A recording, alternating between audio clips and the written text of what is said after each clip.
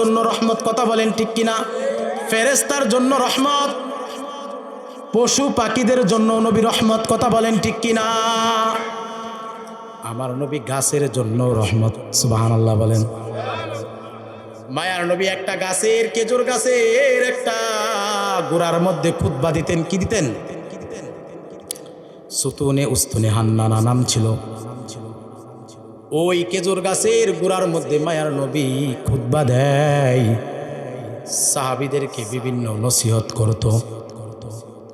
ওই সুতুনে উস্তুনে হান্নানার মধ্যে বর দিয়া নবী খুতবা দেয়।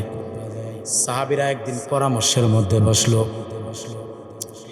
ওই খেজুরের গোড়ার মধ্যে বসিয়া নবীজির খুতবা দিতে ঝামেলা হয়, মনে হয় আমরা একটা সুন্দর একটা মিম্বর বানায় দিব ওই খেজুর গাছের গোড়ার মধ্যে, নবীজি যাতে খুতবা দিতে না হয়।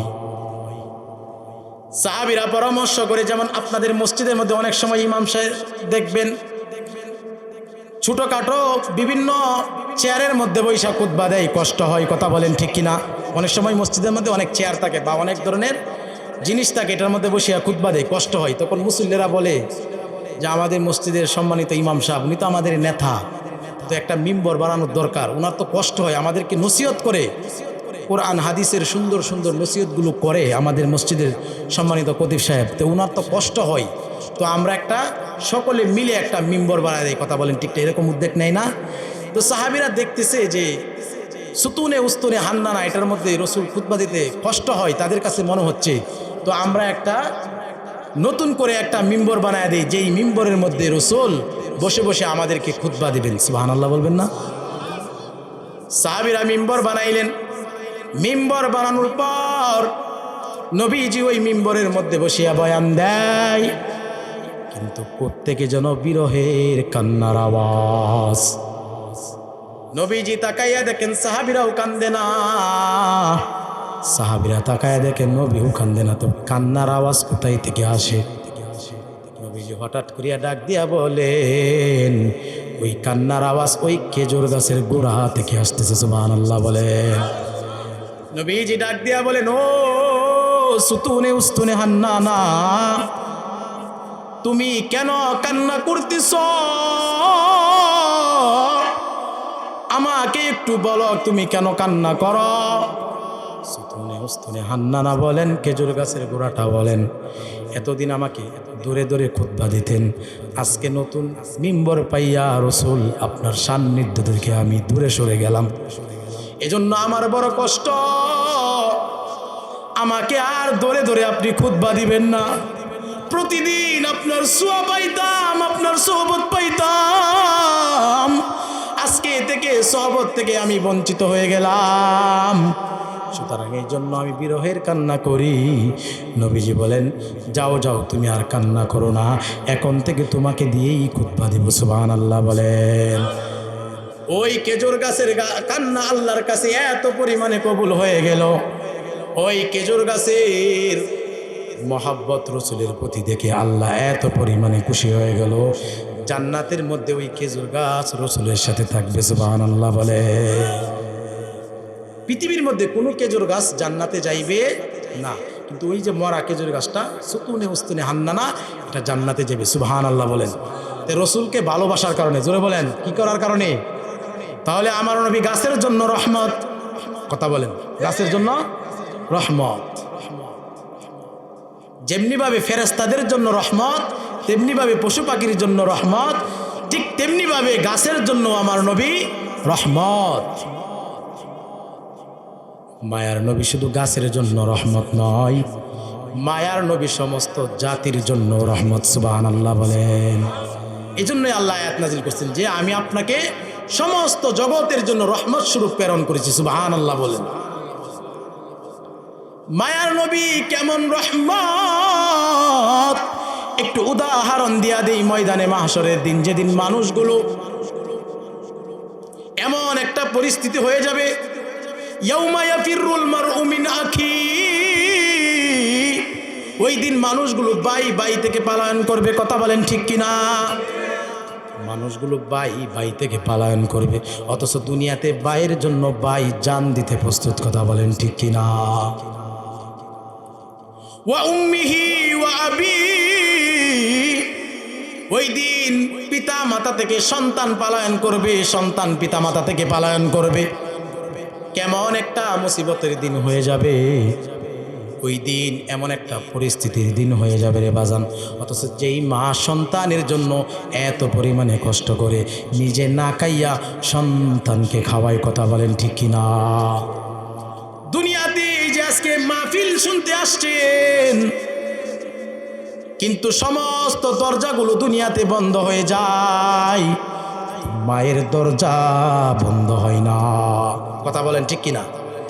দুনিয়াতে আপনি রাত্র করে বাড়িতে যাইতেছেন, সমস্ত দরজাগুলো বন্ধ, কিন্তু মায়ের দরজা বন্ধ হয় না। কি পরিমাণ মায়ের মহব্বত সন্তানের প্রতি, কি পরিমাণ বাবার মহব্বত সন্তানের প্রতি। যেই বাবা মাতার গাম পাতায় ফেলে সন্তানকে লালন পালন করে, নিজে না খেয়ে সন্তানকে খাওয়ায়, নিজে না পড়ে সন্তানকে পড়ায়, কথা বলেন ঠিক কিনা? আর ওই দিন এমন একটা পরিস্থিতি হয়ে যাবে, যেই মা এত কষ্ট সন্তানের জন্য করতো, ওই মা পর্যন্ত পরিচয় দিবে না সন্তানকে, ওই বাবা পর্যন্ত পরিচয় দিবে না, বলবে দুনিয়াতে আমার কোনো সন্তান ছিল না, এমনও কথা বলবে দুনিয়াতে কোনো বিবাহই হয় নাই, কথা বলেন ঠিক কিনা? কেমন একটা ময়দানে মাহশর হবে, কেমন একটা ভয়ঙ্কর দিন হবে। বলে আমার মায়ার নবী তখন কেমন রহমত, একটু শুনেন রে বাবা। মানুষগুলো দৌড়াইবে, আদম আলাইহিস সালামের কাছে যাইবে, আদম নবী ডাক দিয়া বলবে দুনিয়াতে একটা ভুল করেছিলাম, ওই ভুলের কারণে আজকে আমি টেনশনে আছি, যাও যাও আজকে সুপারিশ করার মতো আমার কোনো সাধ্য নাই। ওই মানুষগুলো দৌড়াইয়া নূর কাছে যাইবে, নূহ আলাইহিস সালামের কাছে যখন যাইবে, নূহ আলাইহিস সালাম ডাক দিয়া বলবে দুনিয়াতে আমার একটা সন্তান ছিল কেনান, সে বড় অবাধ্য সন্তান ছিল, আমি তার প্রতি একটু সহায় হয়েছিলাম, এই জন্য আল্লাহ আজকে আমাকে ধরে ফেলে। মানুষগুলো ইব্রাহিম আলাইহিস সালামের কাছে যাইবে, মানুষগুলো ঈসা আলাইহিস সালাম পর্যন্ত যাইবে, সমস্ত নবীদের কাছে যাওয়ার পরে বলবে আজকে আমি তোমাদের জন্য সুপারিশ করতে পারবো না। ওই মানুষগুলো ঈসা আলাইহিস সালামের কাছে যখন ঈসা আলাইহিস সালাম ডাক দিয়া বলবে ও উম্মতের দল, তোমাদেরকে আজকে আমরাও সুপারিশ করতে পারবো না, তবে একটা পরামর্শ দিচ্ছি, আজকে সুপারিশ একমাত্র করবেন নবী মুহাম্মদুর রাসূলুল্লাহ সাল্লাল্লাহু আলাইহি ওয়াসাল্লাম। ওই মানুষগুলো দৌড়াইয়া যাইবে, যাওয়ার পর মদিনার নবী তখন মাকামে মাহমুদের মধ্যে সেজদায় পড়ে থাকবে, আর ডাক দিয়া বলবে, ওই দিক দিয়ে সমস্ত নবীরা বলে ইয়া নাফসি ইয়া নাফসি, সমস্ত মানুষ বলে ইয়া নাফসি ইয়া নাফসি, আর আমার মায়ার নবী মাকামে মাহমুদের মধ্যে সেজদায় পড়ে বলবে ইয়া উম্মতি ইয়া উম্মতি। আমার নবী দুনিয়ার জন্য রহমত, আখিরাতের জন্য রহমত, সুবহানাল্লাহ বলেন। ওই দিন মায়ার নবী যখন আল্লাহর কাছে ফরিয়াদ করবে, আল্লাহ ও আল্লাহ আমার উম্মতদেরকে আর কষ্ট দিও না, আমার উম্মতদেরকে আর কষ্ট দিও না, তখন আল্লাহ আমার নবীকে ডাক দিয়া বলবেন দুনিয়াতে উম্মতি উম্মতি করে কাঁদছেন, আজকে উম্মতি উম্মতি করে কাঁদা লাগবে না, যাকে ইচ্ছা তাকে জান্নাতে দিয়া দেন। আল্লাহ রসুলকে বলবে আপনি যাকে ইচ্ছা তাকেই জান্নাতে পৌঁছায় দেন। তাহলে আমার নবী রহমত না রহমত না? রহমত। এজন্য নবীর রহমত প্রাপ্ত উম্মত হওয়ার আমাদের দরকার আছে না নাই? কথা বলেন, দরকার আছে না নাই? আল্লাহর নবী যখন এই কথা বলবেন আর মানুষগুলো যখন জান্নাতে চলে যাইবে, ওই মানুষগুলো জান্নাতে যাওয়ার পর মানুষগুলো দুনিয়াতে এত পরিমাণে নাজ নিয়ামত ভোগ করেছে, ওই নাজ নিয়ামত জান্নাতের সামনে কোনো কিছুই না, কথা বলেন ঠিক কিনা? বলে যেই কান কোনোদিন শোনে নাই, যেই অন্তর কোনোদিন কল্পনা করে নাই, যেই চক্ষু কোনোদিন দেখে নাই, ওই নাজ নিয়ামতগুলো যখন জান্নাতের মধ্যে যখন দেখবে, তখন আল্লাহ রাব্বুল আলামিন বলবে যে তোমরা কি তোমাদের প্রাপ্য নিয়ামত জান্নাতের মধ্যে পাইছ? তখন সকলেই বলবে হ্যাঁ আমরা আমাদের প্রাপ্য নিয়ামত পাইছি, সুবহানাল্লাহ বলেন। আল্লাহ পাক রব্বুল আলামিন এই কথা যখন বলবে আর সমস্ত মানুষ বলবে আমরা আমাদের নিয়ামত বুঝিয়া পাইছি। কিন্তু এখানে দুই দল হয়ে যাবে। জোরে বলেন কয় দল? এক দল বলবে নিয়ামত পাইছি, আরেক দল উলামায়ে কেরাম বলবে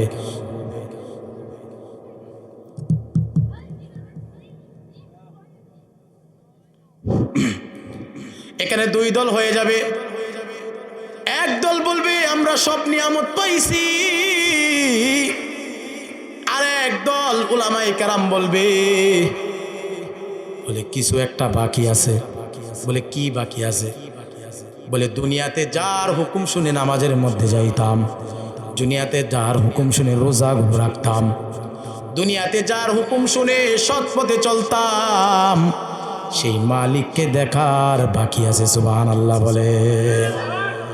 জান্নাতের মধ্যে সমস্ত নিয়ামত পাওয়ার পর উলামায়ে কেরাম বলবে যে আমরা দুনিয়াতে তোমার ইবাদত করেছি, কিন্তু আল্লাহ তোমাকে দেখি নাই। ও আল্লাহ, জান্নাতের মধ্যে তোমাদেরকে দেখতে চাই।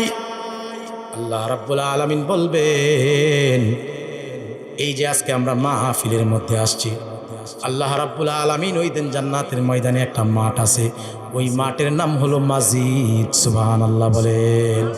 ওই মাজিদ নামক মাঠের মধ্যে ফেরেশতাদের বলবে যাও যাও স্টেজ বানাও। ও আল্লাহ, দুনিয়াতে যেইভাবে আমরা এই জান্নাতি বাগানের মধ্যে, জান্নাতি মাঠের মধ্যে যেরকম বয়ান শুনতে আসছি, আয় আল্লাহ আমাদেরকে মাজিদ নামক মাঠের মধ্যে শ্রোতা বানায়। সুবহানাল্লাহ বলে।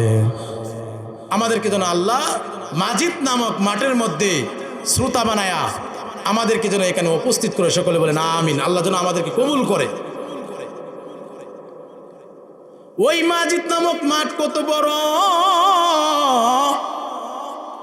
জিব্রাইল আলাইহিস সালামকে আল্লাহ পাক রব্বুল আলামিন 600 পাকা দিয়েছিলেন। জোরে বলেন কত পাকা? 600 পাকা। আল্লাহ রাব্বুল আলামিনের কাছে জিব্রাইল বলেন, ও আল্লাহ, তুমি আমাকে 600 পাকা দিছো, কিন্তু দুনিয়াতে আমি মাত্র 2টা পাকা ব্যয় করেছি। সুবহানাল্লাহ বলেন। বলে এই পর্যন্ত যত কিছুই করছি মাত্র আমার 2টা পাকা ব্যয় হয়েছে, তাও আমার এই পাকার মধ্যে কোনো ব্যথা আসে নাই, কিন্তু আমাকে এত এত পাকা দিছো কেন? আল্লাহ রাব্বুল আলামিন জিব্রাইলকে বললেন, যাও 8 জান্নাত ঘুরে আসো। সুবহানাল্লাহ বলেন। জিব্রাইল আলাইহিস সালাম 2 ডানা দিয়ে 8 জান্নাত ঘুরে আসলেন। এসে বলতেছেন আমার পাকার মধ্যে কোনো ব্যথা নাই। আল্লাহ রাব্বুল আলামিন বলেন 7 জাহান্নাম ঘুরে আসো। জিব্রাইল আলাইহিস সালাম 7 জাহান্নাম ঘুরে আসলো। 2টা পাকাই খরচ হলো, পাকার মধ্যে কোনো ব্যথা আসে নাই। এবার জিব্রাইল আলাইহিস সালাম আল্লাহর কাছে বলতেছি, আল্লাহ 8টা জান্নাত ঘুরলাম, 7টা জাহান্নাম ঘুরলাম, এরপরেও 2টার বেশি ব্যয় হয় নাই, আরও তো অনেক পাকা আমার বাকি রয়েছে, কি জন্য দিয়েছ? আল্লাহ বলে, যাও ওই আমার মাজিদ নামক মাঠের মধ্যে যাও, ওই মাঠের মধ্যে গিয়া একটা গুড়ান দিয়ে আসো। সুবহানাল্লাহ বলে। জিব্রাইল আলাইহিস সালাম মাজিদ নামক মাঠের মধ্যে গেলেন। যাওয়ার পর প্রথমে 2টা পাকা ছাড়লেন, এরপরে আবার 4টা ছাড়লেন, শেষ হইতেছে না। আরো 100 ছাড়লেন, শেষ হইতেছে না। 200 ছাড়লেন, শেষ হইতেছে না। 300 ছাড়লেন, শেষ হইতেছে না। 500 ছাড়লেন, শেষ হইতেছে না। 600 ছাড়লেন, শেষ হইতেছে না। 600 পাকার মধ্যে ব্যথা চলে আসলো। জিব্রাইল ক্লান্ত হয়ে আল্লাহর কাছে চলে আসলেন, ও আল্লাহ, কোথায় আমাকে পাঠাইলেন? 600 পাকা ব্যয় করে আসলাম, ব্যথা হয়ে গেল। আল্লাহ বলেন, মাজিদ নামক মাটির একটা কোনা শেষ করতে পারো নাই। ওই উলামায়ে কেরাম যখন বলবি আল্লাহ তোমাকে দেখতে চাই, তখন আল্লাহ ওই এত বড় মাঠের মধ্যে আল্লাহ বলবে আজকে স্টেজ বানাও। ওই স্টেজের মধ্যে অনেক চেয়ার রাখবে, যেই চেয়ারগুলোর মধ্যে সমস্ত নবীরা বসবে। সুবহানাল্লাহ বলেন। সামনে 3টা চেয়ার থাকবে। সামনে কটা চেয়ার থাকবে? 3টা চেয়ার থাকবে। ওই স্টেজের মধ্যে সমস্ত নবীরা থাকবে, বিশেষ অতিথি। মাহফিলের মধ্যে বিশেষ অতিথি দাওয়াত দেই না? ওই স্টেজের মধ্যে সমস্ত নবীরা থাকবে, বিশেষ অতিথি। বড় বড় 3টা চেয়ার থাকবে। একটা চেয়ার থাকবে প্রধান অতিথির। সুবহানাল্লাহ বলেন। ওই প্রধান অতিথিকে জানেননি? ওই প্রধান অতিথি হলো মদিনার নবী। সুবহানাল্লাহ বলেন। ওই স্টেজের মধ্যে প্রধান অতিথি থাকবে, প্রধান অতিথির চেয়ারে আসন গ্রহণ করবেন আমাদের নবী। সুবহানাল্লাহ বলেন। এই স্টেজের মধ্যে সভাপতির আসন গ্রহণ করবেন আমার আল্লাহ। সুবহানাল্লাহ বলেন। সভাপতি থাকবেন আমার আল্লাহ। আর ওই স্টেজের মধ্যে আরেকটা চেয়ার থাকবে, বলে ওই তিনটা চেয়ার, বড় বড় চেয়ারের মধ্যে আরেকটা চেয়ারের মধ্যে থাকবে হযরত দাউদ আলাইহিস সালাম। সুবহানাল্লাহ বলে। আল্লাহ পাক রব্বুল আলামিন এবার ওই মাহফিলের মধ্যে হযরত দাউদ আলাইহিস সালামকে বলবেন, দুনিয়াতে আমি আপনাকে অনেক কণ্ঠ দিয়েছিলাম। বলে দাউদ আলাইহিস সালামের কণ্ঠ কেমন ছিল? দাউদ আলাইহিস সালাম যখন দুনিয়াতে তেলাওয়াত করতেন, আকাশের মধ্যে পাখি যখন উড়ে যাইতেন, দাউদ আলাইহিস সালামের কণ্ঠের তেলাওয়াত শুনে পাখি ওই জায়গায় থেমে থেমে তেলাওয়াত শুনতেন। সুবহানাল্লাহ বলে।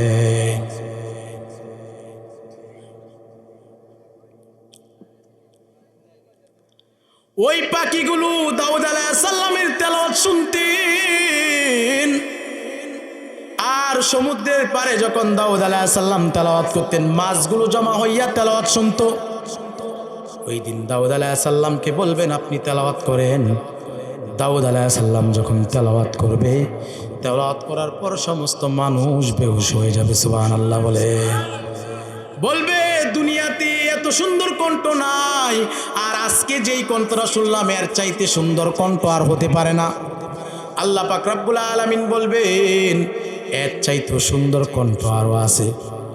আল্লাহ রাব্বুল আলামিন মায়ার নবীকে বলবেন তেলাওয়াত করার জন্য। মায়ার নবীর তেলাওয়াত কেমন সুন্দর তেলাওয়াত ছিল। যেই মক্কার বেঈমানেরা নবীকে কোরআনের দাওয়াত দেওয়ার জন্য বাধা দিত, আবু লাহাব, উতবা, সাইবা, মক্কার বড় বড় লিডাররা, ওই লিডাররা রাত্রে চুরি করে নবীজির তেলাওয়াত শুনতেন। সুবহানাল্লাহ বলেন। দিনের বেলায় রসুলকে কোরআনের দাওয়াত দিতে বাধা দেয়, কথা বলেন ঠিক কিনা? কিন্তু ওই মানুষগুলো রাত্রে লুকায়া লুকায়া তেলাওয়াত শুনে, একজন এক সাইডে আরেকজন আরেক সাইডে। যখন সবাই তেলাওয়াত শুনে চলে যায়, একজন আরেকজনের সাথে দেখা হয়ে যায়। বলে দিনের বেলা আমরা বিরোধিতা করি, বলে রাত্রে এসে তেলাওয়াত শুনস। আবু লাহাব আবু জাহেলকে বলে, আবু জাহেল বলে তুমিও তো শুনতেছ। বলে এই কথা ফাঁস করা যাবে না, তাহলে আমাদের লিডার গিরি চলে যাবে। অন্তরে ঠিক এই কোরআনের মহব্বত ছিল, কথা বলেন ঠিক কিনা? আসলে তো সত্যকে গোপন রাখা যায় না, কথা বলেন ঠিক কিনা? শাক দিয়ে মাছ ডাকা যায় না, কথা বলেন ঠিক কিনা? যেটা সত্য এটা সত্যই, আর যেটা মিথ্যা এটা কোনোদিন সত্য হতে পারে না। মায়ার নবীর তেলাওয়াত শোনার জন্য বেঈমানরা পর্যন্ত লুকায়া লুকায়া তেলাওয়াত শুনতো। ওই দিন আমার মায়ার নবী সূরা ইয়াসিন তেলাওয়াত করবে, মানুষগুলো শোনার পরে বেহুশ হয়ে যাবে, বলবে এর চাইতে আর সুন্দর কণ্ঠ হতে পারে না। সুবহানাল্লাহ বলেন। এবার আল্লাহ রাব্বুল আলামিন ডাক দিয়া বলবেন এর চাইতেও সুন্দর কণ্ঠ। বলে দুনিয়াতে তুমি তেলাওয়াত শুনেছ, বলে যেই কোরআন যিনি নাজিল করেছেন ওনার তেলাওয়াত আমি আল্লাহর তেলাওয়াত আজকে শোনো। আল্লাহ রাব্বুল আলামিন ওই দিন সূরাতুর রহমান তেলাওয়াত করবে, আনার রহমান বলে তেলাওয়াত করবে। আর মানুষগুলো এত পরিমাণে বেহুশ হয়ে যাবে, মানুষগুলো 40,000 বছর বেহুশ হয়ে পড়ে থাকবে। সুবহানাল্লাহ বলে। মানুষগুলো ডাক দিয়া বলবি এর চাইতে সুন্দর তেলাওয়াত আর হতে পারে না। সুবহানাল্লাহ বলেন। কারণ আমার আল্লাহ নিজে কোরআন নাজিল করে ওই দিন তেলাওয়াত শোনাবে। আয় আল্লাহ আজকে যারা এই মাহফিলের মধ্যে বসেছে, আয় আল্লাহ ওই সমস্ত মানুষগুলোকে মাজিদ নামক মাঠের মধ্যে বসিয়া সমস্ত উলামা, সমস্ত নবীদের সামনে শ্রোতা বানায়া বসায়া তেলাওয়াতগুলো শোনায়ও। সকলেই বলেন আমিন। আল্লাহ আমাদেরকে যেন মাজিদ নামক মাঠে এইভাবে যেন আমরা তেলাওয়াতগুলো শুনতে পারি। তাহলে আমার নবী আখিরাতের জন্য রহমত, কথা বলেন ঠিক কিনা? জান্নাতে যাইবে, জান্নাতে যাওয়ার পরে এত নাজ নিয়ামত পাইবে, একমাত্র নবীর ওসিলাই, কথা বলেন ঠিক কিনা? এজন্য আল্লাহ রাসূল সাল্লাল্লাহু আলাইহি সাল্লামের আদর্শ আমাদেরকে কি করতে হবে? ধারণ করতে হবে। কি করতে হবে? আল্লাহ রাসূলের আদর্শ অনুযায়ী চলতে হবে। দুনিয়াতে আমরা আল্লাহ রাসূল সাল্লাল্লাহু আলাইহি সাল্লামের আদর্শকে আমরা মূল্যায়ন করি না, এজন্য বিভিন্ন তন্ত্র মন্ত্রের পূজা করি, কথা বলেন ঠিক কিনা? দুনিয়াতে আমার আদর্শ হবে রাসূলের আদর্শ। আপনি রাষ্ট্রীয় জীবন, আপনি পারিবারিক জীবন, আপনি সামাজিক জীবন, সব জায়গার মধ্যে দিয়ে আপনি রাসূলের তরিকা অনুযায়ী চলেন, জীবনে আপনি ঠকবেন না, কথা বলেন ঠিক কিনা? এজন্য আল্লাহ দুনিয়াতে আমাদেরকে পরিপূর্ণ আশিকে রাসূল বানায়া ময়দানে মাহশরে রাসূলের সুপারিশকৃত বান্দা বানায়ও, সকলে বলেন আমিন। এজন্য বেশি বেশি রাসূলকে পাওয়ার জন্য বেশি বেশি রাসূলের প্রতি দরুদ পড়তে হবে। কি পড়তে হবে? দরুদ পড়তে হবে। রাসূলের সুন্নাহগুলো আমরা আঁকড়ায়া ধরবো।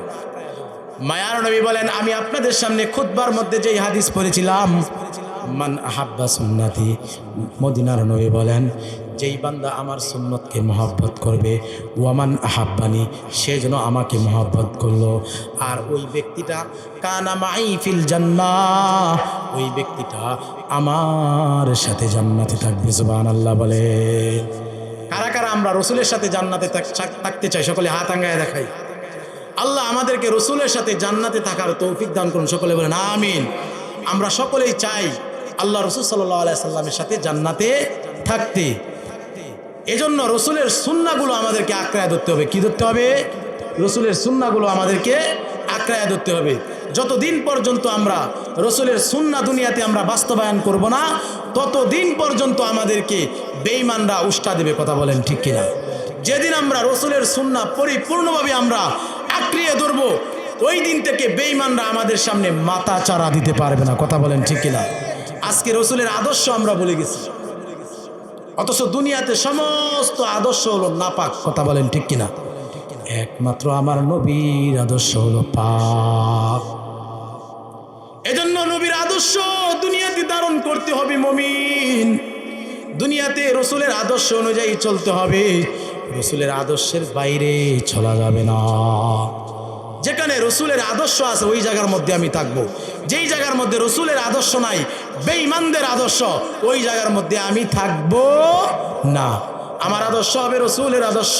জোরে বলেন কার আদর্শ? আমার চুলগুলো হবে রাসূলের তরিকা অনুযায়ী, কথা বলেন কার তরিকা অনুযায়ী? কিন্তু আমরা চুল কাটি বিভিন্ন বেঈমানদের তরিকা অনুযায়ী, কথা বলেন ঠিক কিনা? আমার দাড়ি থাকবে, বেঈমানদের দাড়ি নাই, কথা বলেন ঠিক কিনা? ঠিক তেমনি ভাবে বেঈমানরা মসজিদে যায় না, মুমিন নবীর উম্মতরাই মসজিদে যায়, কথা বলেন ঠিক কিনা? এজন্য আমার আদর্শ হবে রাসূলের আদর্শ। কার আদর্শ হবে? রাসূলের আদর্শ আমাকে ধারণ করতে হবে। যখন আমি রাসূলের আদর্শ ধারণ করব, আমার নবী মায়া করে ওই দিন আল্লাহর কাছে বলবেন, হে আল্লাহ, যেই মানুষগুলো দুনিয়াতে রাসূলের আদর্শ ধারণ করবে, ওই মানুষগুলোকে, ওই উম্মতগুলোকে নবীজি রেখে জান্নাতে যাইবে না। জান্নাতে যাইবে? জান্নাতে যাইবে না। এজন্য মায়ার নবীর আদর্শ ধরতে হবে। জোরে বলেন কার আদর্শ ধরতে হবে? মায়ার নবীর আদর্শ ধরতে হবে। কারণ আমার মায়ার নবী হলো সমস্ত মানুষের জন্য, সমস্ত কিছুর জন্য রহমত। সুবহানাল্লাহ বলে। সব কিছুর জন্য রহমত, জান্নাতীদের জন্য রহমত, কথা বলেন ঠিক কিনা? কাফেরদের জন্য রহমত, কথা বলেন ঠিক কিনা? দুনিয়াতে আল্লাহ রাব্বুল আলামিন মায়ার নবীর উসিলায় দুনিয়া সাজাইলেন, আর মায়ার নবীর উসিলায় দুনিয়াতে ইমানদার তৈরি হলো। আর এই ইমানদারদের কারণে বেঈমানরাও দুনিয়া ভোগ করে, কথা বলেন ঠিক কিনা? আমার আল্লাহ এই দুনিয়াকে মাছির পাকা পরিমাণ দাম দেন না, কথা বলেন ঠিক কিনা? ওই দুনিয়া কবেই ধ্বংস করে দিতেন, কিন্তু আল্লাহওয়ালা ইমানদারদের কারণে দুনিয়া টিকায় রাখছেন। আর এরই সাথে সাথে ইমানদার যেই নদীর মাছ খায়, বেঈমানও সেই নদীর মাছ খায়। ইমানদার যেই দোকানের তরকারি কিনে, বেঈমানও ওই নদীর ওই বাজারের তরকারি কিনে। বেঈমান যেই জিনিসগুলো খায়, ইমানদার যেই জিনিসগুলো খায়, বেঈমানরাও ওই জিনিসগুলো খায়। তার মানে বোঝা গেল আমার নবীর রহমতের কারণে। কথা বলেন ঠিক কিনা? আমার নবী সমস্ত জায়গার জন্য রহমত। এজন্য নবীর আদর্শ ধরতে হবে মুসলমান। নবীর আদর্শের বাইরে চলা যাবে না। যখন নবীর আদর্শগুলো দুনিয়াতে ধারণ করে ময়দানে মাশরে যখন যাইব, ওই দিন নবী আমাদেরকে হাউজে কাউসারের পানি পান করাইবেন। সুবহানাল্লাহ বলে। যেই বান্দাগুলো দুনিয়াতে রসুলের আদর্শ অনুযায়ী চলে নাই, ওই মানুষগুলো কালকে কিয়ামতের ময়দানে, যেই মানুষগুলো দুনিয়াতে রসুলের আদর্শর বাইরে নিজের মন গড়া আদর্শ তৈরি করেছে, অর্থাৎ বেদাত যেই প্রচলন চালু করেছে, ওই মানুষগুলো যখন পানি খাওয়ার জন্য যাইবে, ফেরেশতারা পর্দা ফালাইয়া দিবে। আর নবীজিকে বলবে, নবীজি বলবে, কেন পর্দা ফালাইলা? এরা তো আমার উম্মত। বলে, না না না, এরা আপনার উম্মত নয়। আপনার সুন্নত বাদ দিয়া দুনিয়াতে বেদাতের রেওয়াজ চালু করেছিল। নবীজি বলবেন, সুকান দূর হয়ে যাও। আর ওই দিন যদি নবীজি বলে সুকান দূর হয়ে যাও, আর রাস্তা পাওয়া যাবে না। কথা বলেন ঠিক কিনা? এজন্য আল্লাহ আমাদেরকে নবীজির আশেক বানায়া এবং নবীজির খাঁটি উম্মত বানায়া কবরের মধ্যে আমাদেরকে নিয়ে সকলে বলেন আমিন। এবং মৃত্যুর আগে আমাদেরকে কালিমা নসিব করিও, সকলে বলেন আমিন। যেই কথাগুলো বললাম, আসলে হজরত চলে আসছেন। হজরত চলে আসার পরে মঞ্চের মধ্যে যে কোনো ওয়াইজ যখন চলে আসবে তখন কথা বলাটা উচিত নয়। যেই কথাগুলো বললাম, আল্লাহ রাব্বুল আলামিন সর্বপ্রথম আমি যেন এই কথাগুলোর উপর আমল করতে পারি, আপনারা যেন এই কথাগুলোর উপর আমল করতে পারেন। সকলে বলেন আমিন। ওয়া মা আলাইনা